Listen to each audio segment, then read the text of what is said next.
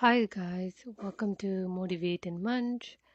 I'm going to be reading one of the story that I heard, and I calls The Smiling Man. There is a video short film adaptation of this. You could watch it. I was really spooked when I watched the short film. I highly recommend watching it. Yes, this story will always be my favorite. So I'll be reading this horror story. About 5 years ago, I lived downtown in a major city in the US. I always been a night person, so I would often find myself bored after my roommate, who was decidedly not a night person, went to sleep. To pass the time, I used to go on for long walks and spend the time thinking. I spent 4 years like that, walking alone at night, and never once I had a reason to feel afraid. I always used to joke with my roommate that even the drug dealers of the city were polite, but all of that changed in just a few minutes of one evening. It was a Wednesday, somewhere between 1 and 2 in the morning, and I was walking near a police patrolled park quite a ways from my apartment. It was a quiet night, even for a weeknight, with very little traffic and almost no one on foot. The park, as it was always most nights, was completely empty. I turned down a short side street in order to loop back to my apartment when I first noticed him. At the far end of the street, on my side, was the silhouette of a man dancing. It was a strange dance, similar to a waltz, but he finished each box with an odd forward stride. I guess you could say he was dance walking, headed straight for me. Deciding he was probably drunk, I stepped as close I could to this road to give him the majority of the sidewalk to pass me by. The closer he got, the more I realized how gracefully he was moving. He was very tall and lanky and wearing an old suit. He danced closer still, and I could make out his face. His eyes were open wide and wild, head tilted back slightly, looking at the sky.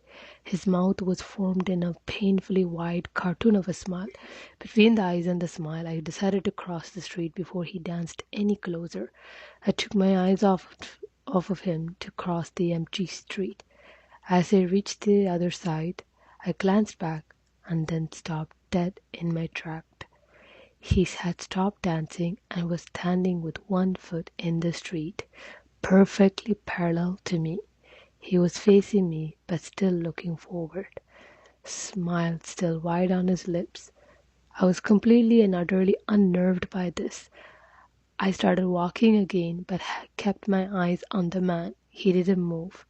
Once I had put about half a block between us, I turned away from him for a moment to watch the sidewalk in front of me. The street and the sidewalk ahead of me were completely empty.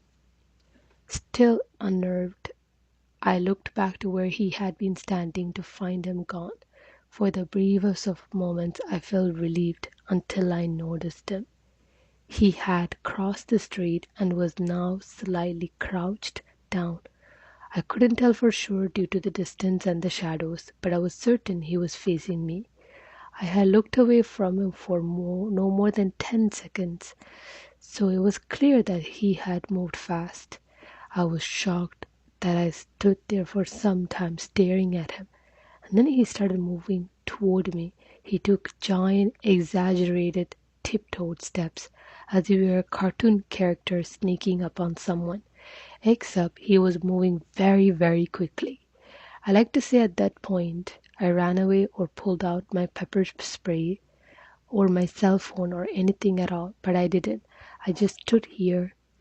I just stood there completely frozen as the smiling man crept toward me, and he stopped again about a car length away from me, still smiling his smile, still looking to the sky. When I finally found my face, I blurted out the first thing that came to mind. What I meant to ask was, "What the fuck do you want?" in an angry, commanding tone. What came out was a whimper. What the fuck? Regardless of whether or not humans can smell fear, they can certainly hear it. I heard it said in my own voice, and that only made me more afraid. But he didn't react to it at all. He just stood there smiling. And then, after what felt like forever, he turned around very slowly and started dancing away just like that, not wanting to turn my back to him.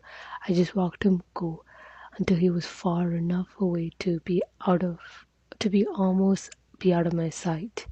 Then I realized something. He wasn't moving away anymore, nor was he dancing. I watched in horror as the distant shape of him grew larger and larger. He was coming back my way, and this time he was running. I ran too. I ran until I was about the side road and back onto the better lit road with sparse traffic. Looking behind me, then he was nowhere to be found. The rest of the way home, I kept glancing over my shoulder, always expecting to see his stupid smile, but he was never there. I lived in that city for 6 months after that night. I never went out for another walk. There was something about his face that always haunted me. He didn't look drunk. He didn't look high. He looked completely and utterly insane. And that's a very, very scary thing to see.